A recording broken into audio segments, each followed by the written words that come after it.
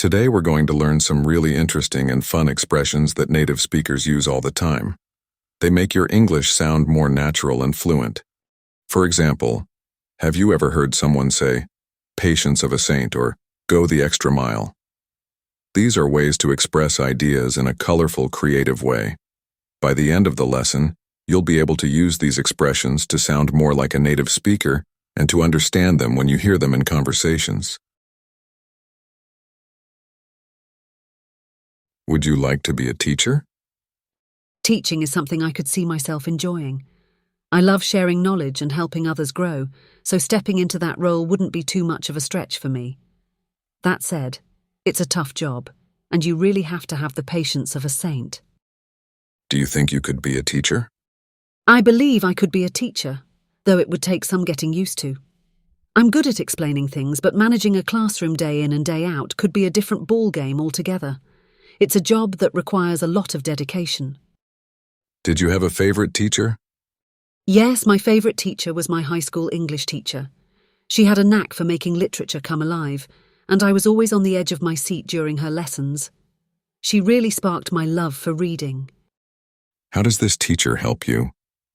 She helped me by making complex topics seem simple and approachable.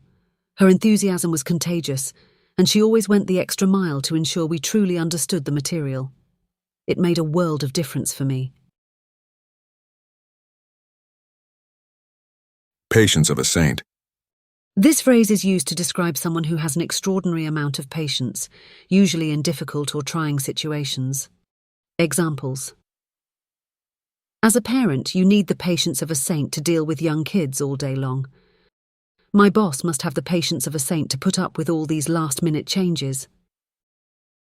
Teachers who deal with disruptive students day after day truly have the patience of a saint. A different ball game.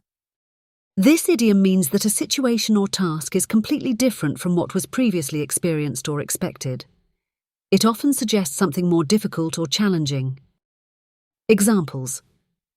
I thought managing a small team would be easy, but leading a big project is a whole different ballgame. College life was fun, but working a 9-to-5 job is a different ballgame altogether. Cooking for my family is one thing, but catering a wedding is a different ballgame entirely. Knack for. Having a knack for something means you have a natural talent or ability for it, often without much effort. Examples. Sarah has a knack for solving puzzles. She always finishes them in no time. He has a real knack for fixing cars, even though he's never had formal training. My brother has a knack for remembering faces, but not names. Go the extra mile. To go the extra mile means to make more effort than is expected or necessary, often to achieve something exceptional. Examples.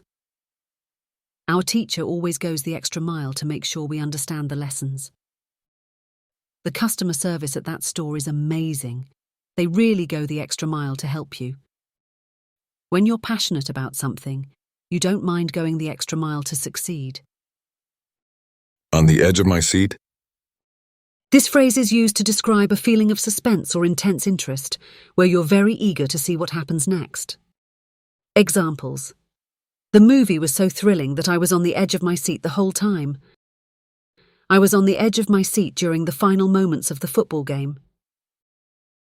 His storytelling was so captivating that the audience was on the edge of their seats. Sparked my love for. This means something ignited or began a passion or deep interest in something.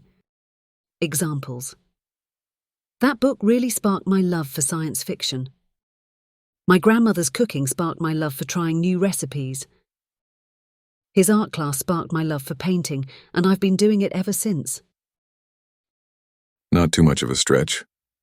This idiom means that something isn't too difficult or unrealistic and is fairly achievable. Examples. I've been working in marketing, so managing a small team isn't too much of a stretch for me. Since you already run every day, completing a marathon wouldn't be too much of a stretch. Learning a new language can be challenging, but for someone like you, it's not too much of a stretch. Thanks for watching. If you found this video helpful, don't forget to give it a thumbs up and leave a comment below. I'd love to hear your thoughts. And if you haven't already, hit that subscribe button and turn on the notifications so you never miss a new video. Also, feel free to share this with anyone who could benefit from it. Your support really helps the channel grow.